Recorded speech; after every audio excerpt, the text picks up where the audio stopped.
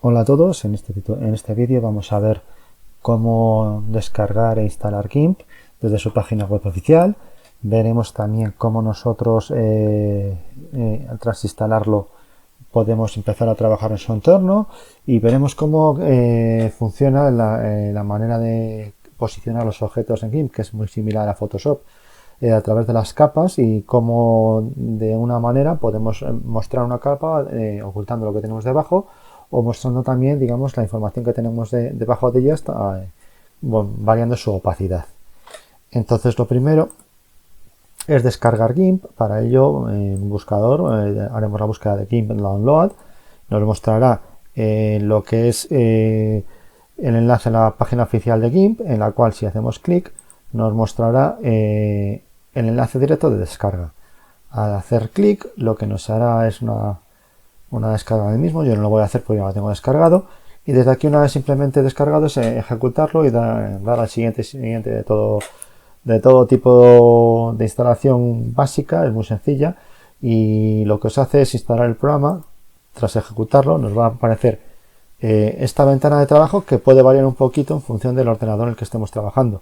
Os puede aparecer de esta forma, en el cual tenemos las cajas separadas de trabajo. En la última versión que tiene GIMP ofrecida, lo que hace es por defecto crear lo que es el modo de ventana única, que a mí personalmente es la que me gusta, porque tenemos todo el programa, digamos, ordenado. Por un lado tendremos lo que es la caja de herramientas y sus propiedades, con lo cual desde aquí nosotros seleccionamos la herramienta y a partir de ahí nosotros vamos eligiendo las opciones de esa herramienta. A la derecha tenemos normalmente lo que son las capas, que son, digamos, como una serie de transparencias sobre la cual nosotros vamos posicionando nuestros objetos, y a partir de ahí vamos tratando cada uno de ellos. Los canales, las rutas, los canales de color, las rutas, que son las imágenes vectoriales que utiliza GIMP. Y también tenemos otros apartados, como por ejemplo los pinceles, lo que son las texturas, lo que son las fuentes, etcétera, etcétera. Entonces, para empezar a trabajar, os voy a enseñar cómo, si alguna vez desaparecen estas cajas, podemos recuperarlas. Entonces, esto lo tenemos en ventanas, y desde aquí tenemos la opción de empotrables cerrados recientemente. Si alguna vez hemos hecho clic en la acción de cerrar lo que es la caja de herramientas o sus propiedades, nos aparecería aquí. O si no nos aparece de ninguna de las maneras, tendríamos que ir al apartado que tenemos en el apartado inferior y seleccionar el correspondiente opción de visualización. Tenemos las opciones de la herramienta, que son estas de aquí. Tenemos lo que son las capas, etcétera, etcétera, etcétera. Un detallito: si no nos aparece la caja de herramientas, pues darle desde aquí. Y con esto nosotros podríamos empezar a trabajar con un detalle. Fijaros que yo no tengo aquí puesto lo que es la visualización estándar de GIMP. Esto es porque lo he cambiado y a mí me gusta que esté de esta manera, pero si vosotros no os gusta o queréis utilizar la que tenemos por estándar, que es lo que voy a dejar yo ahora, lo que tenemos que hacer es ir a las preferencias de la herramienta. Repito otra vez: editar, preferencias, y desde aquí tenemos las opciones de visualización. Entonces, donde tenemos la visualización está la interfaz, lo que son los iconos. Fijaros que yo tengo puesto Icons Color. Pues bien, la que viene por defecto, tengo que recordarlo, creo que era esta de aquí, la Symbolic. Si os fijáis, esta es la que tiene por defecto ya, o la Legacy, no, Symbolic. Esta es la que viene por defecto con GIMP. Entonces, dándole a aceptar, tendríais aquí las opciones. Y fijaros que están los botones agrupados por categorías. Para mostrar la categoría correspondiente tendremos que dar al botón derecho. Puede que vosotros los tengáis una continuación de otros. Simplemente, si tenéis que ir a seleccionar, pues dais el botón derecho y tenéis las opciones de selección rectangular o elíptica. A mí me gusta tenerlos agrupados para que no tenga aquí tanta información, tantos iconos. Pero vosotros podéis dejarlos como están y a partir de ahí simplemente seleccionarlo. Entonces, para hacer un ejercicio, lo que tenemos que hacer es primero darle archivo nuevo, y desde aquí crearemos nosotros, digamos, las dimensiones de la imagen. Toda imagen en un ordenador está definida por unos puntos, píxeles, que se definen, digamos, píxeles por anchura y por altura. Desde aquí nosotros podemos definirlo una visualización por concreto. A mí me aparecen 1920 de ancho por 1080 de alto, que es la resolución que tengo en el ordenador, en el monitor. Sin embargo, igual nosotros queremos unas dimensiones concretas, pues simplemente cambiando aquí los píxeles que nosotros queríamos, 600 por 800 o lo que nosotros quisiésemos, lo tendríamos establecido. Fijaros también que tenemos aquí la unidad de medida, que son píxeles, pero nosotros podemos cambiarla también a cualquier otra. Podemos hacerlo, por ejemplo, centímetros o milímetros. Si estamos haciendo una tarjeta de visita y tenemos las medidas exactas, podemos medir lo que queremos poner en la tarjeta de visita y a partir de ahí pues establecer esas dimensiones en nuestra imagen. Bien, yo en este concreto momento voy a hacer, digamos, una imagen que está referenciada a las dimensiones de una plantilla. Entonces, fijaros, si hacemos clic en plantilla aquí, nos aparecen los tamaños que tenemos con respecto a los folios. El A3, que es el doble de un folio, el A4 es el folio exacto, el A5 es la cuartilla, y luego pues lo que tenemos son dimensiones estándar con respecto a las páginas web o al trabajo estándar de edición. Entonces voy a coger el A4 y a partir de aquí fijaros también que él nos cambia los parámetros automáticamente del folio. La anchura de un folio A4 es cerca de 21 centímetros y la altura cerca de 30. Entonces de esta manera ya él automáticamente lo pone. También podemos cambiar lo que es la orientación. Por defecto aparece en vertical, que es esta opción, en horizontal, que es esta otra, nos lo pondría en apaisado.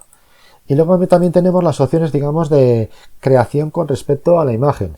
Entonces el color RGB es el color estándar, lo que es el red, green and blue estándar de un ordenador.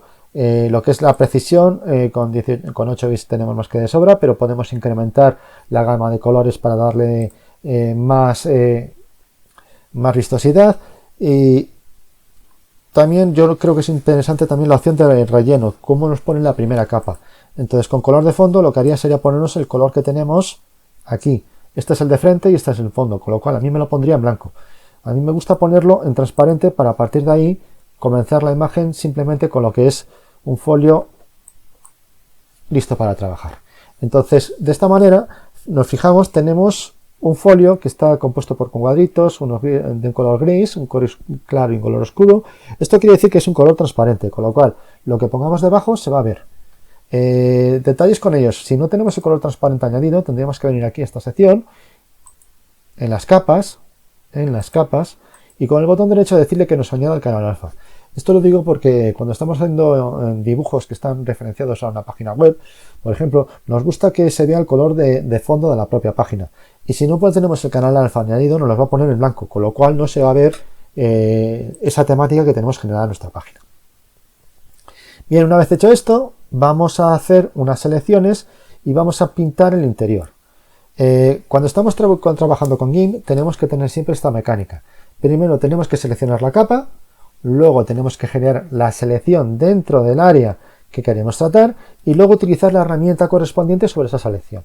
Entonces tenemos seleccionada la capa, que es la de fondo. Voy a generar un rectángulo. Entonces desde aquí seleccionaríamos el rectángulo en la sección elíptica y luego en el lienzo seleccionaríamos ese rectángulo. Entonces fijámonos que cuando hago clic, voy a hacer un poquito más grande, se me muestran esas esquinas que me sirven luego para poderlo cambiar. Esto lo puedo editar cambiando. Entonces también lo puedo desplazar con la herramienta de desplazamiento. Entonces aquí fijémonos que tenemos la herramienta de mover, que son las flechitas arriba, abajo, izquierda, derecha, y tenemos dos opciones: mover la capa guía, que es lo que son las esquinas de fondo, o las capas activas. La capa activa es la que tenemos en este momento. Entonces de aquí, si selecciono la capa activa, me movería el objeto. Si quiero que me mueva las selecciones, tengo que cambiar de la capa a selección y yo puedo desplazar, fijaros, este rectángulo que he generado. Entonces para ello voy a pintarlo, por ejemplo, de color rojo. ¿Qué es lo que tengo que hacer? Pues primero seleccionar la herramienta de color, el color correspondiente. Aquí tengo por un lado la gama de colores y por aquí lo que es la intensidad con respecto a la variación, digamos, de negro a oscuro. Digo, de negro a claro. Este rojo me vale. Buscaremos la herramienta de pintura, esta de aquí. De aquí lo que le estoy diciendo es que me rellene con el color de frente, es decir, este color. Cuando yo hago clic, lo que me hace es pintarme la selección que tengo yo hecha hasta los bordes, porque lo que hace la herramienta de relleno es cambiarnos el color del píxel donde estamos haciendo el clic, siempre y cuando tengan el mismo color adyacente. Como todo está en color transparente para cuando llega a los bordes. Entonces aquí tendríamos nuestra primera capa, nuestro primer dibujo, que es un rectángulo. Entonces voy a cambiar el nombre al fondo, le voy a llamar rectángulo rojo. Está, perdonad, pero siempre hago el doble clic. Entonces aquí lo voy a llamar rectángulo rojo.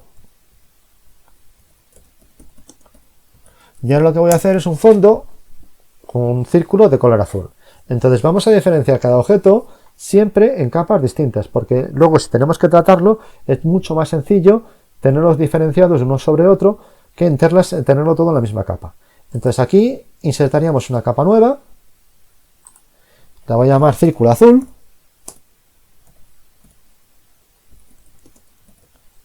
y lo mismo, le voy a decir que sea en transparencia para que luego pueda ver lo que tengo debajo. Entonces aquí en círculo azul vamos a coger la herramienta elíptica. Entonces para hacer círculos, fijaros que si yo pincho y arrastro, me está haciendo una elipse. Para que sea un círculo exacto, presiono la tecla de mayúsculas y yo puedo,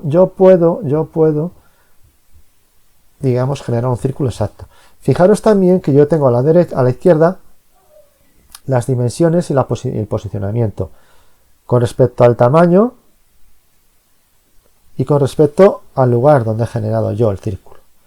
Entonces cuando he soltado ya me he generado lo que es la selección, lo puedo variar otra vez desde las esquinas y entonces igual que antes, primero selecciono la capa, estoy en el círculo azul, segundo ya tengo la selección que tengo que cambiar, estoy en el círculo, vamos a poner el color azul, entonces lo podemos hacer desde aquí.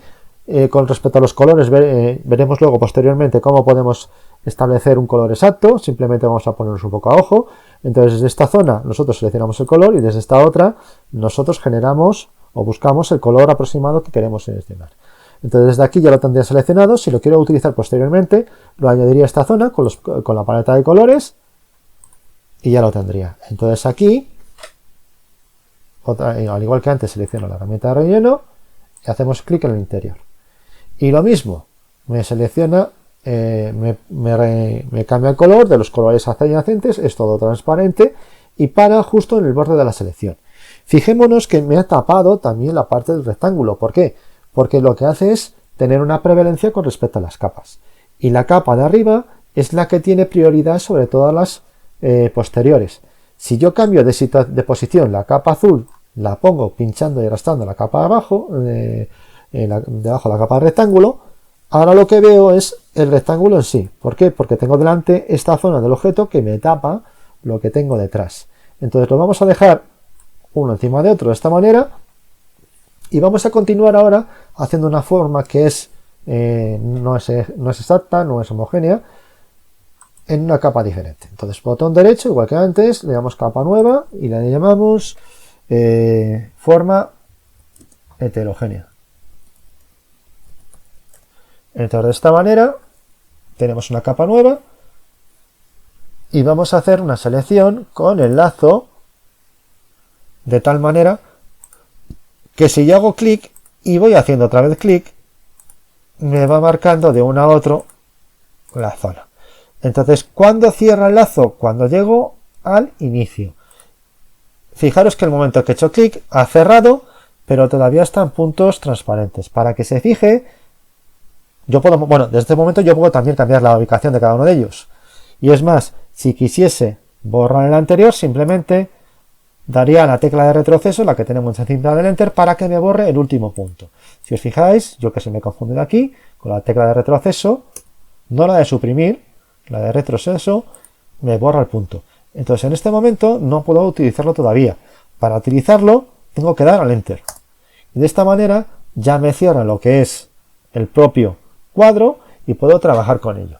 Entonces le voy a pintar de color amarillo y luego voy a cambiar una selección para mostraros cómo se puede cambiar lo que tengo seleccionado de manera diferente. Supongamos que yo quería quitar aquí un rectángulo que se me ha olvidado y decimos, pues yo ahora no lo puedo hacer. ¿Por qué? Porque tengo la selección hecha. ¿Cómo podemos cambiar eso? Pues bien, lo podemos hacer desde la propia herramienta.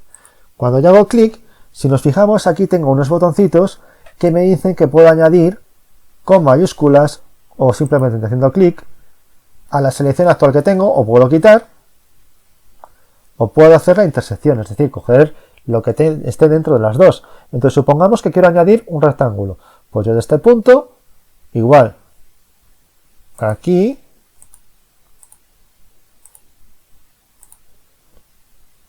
si nos fijamos me ha hecho lo que es el punteo, pero nos pasa lo mismo que antes, está esperando a que yo le dé la confirmación, al darle al enter ya me ha puesto la opción de arriba. Y lo mismo con respecto a la extracción, si yo desde aquí selecciono este botoncito o presiono la tecla control cuando estoy trabajando con ella, le puedo decir que esta zona, por ejemplo de aquí, no la quiero. Entonces me la ha quitado, pero no la ha confirmado, lo mismo dando al enter, desaparece. Ocurre lo mismo con lo que es el resto de herramientas, con lo que es el círculo o con lo que es el rectángulo. Si nos fijamos tenemos las dos. Funciona de la misma forma. Entonces aquí vamos a pintarlo y lo mismo. Entonces, ¿cómo podemos moverlo? Pues igual que antes. Vamos a poner una encima de otra separadas. Esta por aquí, esta por aquí. Quieto que he movido la selección, no he movido lo que es la capa en sí. Voy a dar a deshacer. ¿Cómo hacemos? Damos a deshacer. Pues dos opciones. O doy al control Z de Windows de toda la vida. O puedo venir al histórico de deshacer, que me va grabando todos los pasos que he hecho. Entonces lo mismo. Si yo cojo esta opción, me muestra la primera. Fijaros que es el primer paso que tenía. Y según voy moviendo, pues me va haciendo todos los pasos que he ido rellenando. Entonces el último es este de aquí. Si nos fijamos aquí tiene un pequeño icono que también me muestra cómo es el dibujito que estaba haciendo. Vale, y yo aquí en este momento voy a buscar otra de las propiedades de las opciones de la herramienta y le voy a decir que quiero mover la capa, que es el fallo que había comentado antes. Entonces lo mismo, muevo la capa y lo mismo, fijaros que me tapa el círculo y me tapa el rectángulo. Un detallito, fijaros también que la selección de antes permanece en el mismo sitio que estaba antes, no pasa nada. Lo que me está diciendo es que solo podría modificar esta zona que tengo aquí actualmente, no podría cambiar la parte de abajo. Fijaros, yo ahora cuando hago clic no me cambia nada. ¿Por qué? Pues porque esta es la única zona en la que puedo hacer cambios. Y fijaros en otro detalle, ha parado en el borde del triángulo, no ha continuado con la parte de arriba. ¿Por qué? Pues porque la capa también tiene su propia delimitación. Entonces al moverse la capa que tenía la parte superior hacia abajo, esta zona no está incluida, con lo cual no se pinta. Si quiero coger todo el área de trabajo igual, se puede hacer desde la zona de las capas, decirle capa a selección. Capa a tamaño de imagen, perdón. Y de esta manera me coge todo el área que tengo y ya podría trabajar sobre ello. Entonces, para acabar o para continuar, vamos a hacer que se vean todas las capas con la opción de opacidad. Entonces voy a coger la primera y si nos fijamos aquí tenemos la opacidad que está al 100%, es decir, no se ve lo que tenemos debajo. Si yo lo cambio el color, lo pongo por ejemplo a un 50%, lo puedo mover desde aquí o lo puedo cambiar directamente con el teclado, 50, se va viendo lo que es la parte de abajo. Y si nos fijamos, tengo en esta parte visto esta zona en naranja. Con el círculo podría ocurrir lo mismo, puedo cambiarlo y así se ve tanto uno como otro y vamos mezclando los colores. Fijaros que aquí esta zona con esta otra cambiamos uno por otro, se ve casi un verde, queda un poco raro, esta zona naranja y esta en violeta. Entonces así podemos, digamos, jugar un poco con lo que son una capa sobre otra si queremos que, digamos, se mezclen los colores. Para terminarlo hay que destacar lo siguiente. GIMP utiliza un formato que se llama XCF. Entonces este formato es el que tiene con toda la información que tenemos realizada ahora. Tiene las capas, tiene las selecciones, los colores, todo. Y si queremos modificarlo posteriormente, abriendo este XCF, podemos hacer los cambios que nosotros queramos de una manera rápida. Pero este fichero no lo ve, por ejemplo, Windows. No lo podemos utilizar ni en Windows, ni en Word, ni en cualquier otra presentación. Entonces vamos a hacer esas dos cosas. Primero lo vamos a guardar con un fichero que podemos abrir posteriormente y podamos, digamos, trabajar sobre lo que tenemos hecho hasta ahora, y luego vamos a hacer otro fichero que podamos utilizarlo en Windows en nuestros trabajos. Entonces, para guardarlo daremos archivo, guardar, que aquí lo que haremos será darle un fichero, un nombre en lo que es al propio dibujo. Vamos a llamarlo ejercicio 1.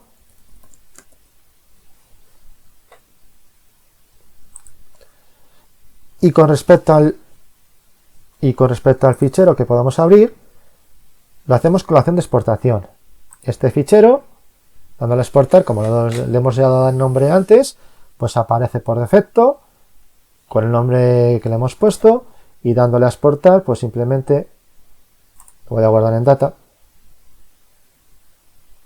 ¿Qué más da?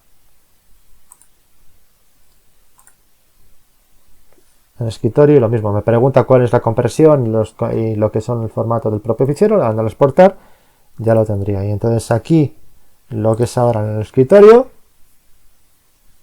pues tengo ese fichero, se llama fichero ejercicio 1xdf, que es el nombre de antes, y luego el ejercicio que acabo de crear. Entonces, si yo esto lo intento abrir con lo que es el visualizador de imágenes, no me dice nada, solo puedo abrir con lo que es con GIMP. Y lo que es el fichero que he hecho antes, sí, ya aparece. Lo que pasa es que con estas opciones que tenemos de visualización, pues se ha cambiado las propiedades de la opacidad y cambia. Entonces esto es todo, espero que os haya servido y nos vemos en el siguiente tutorial.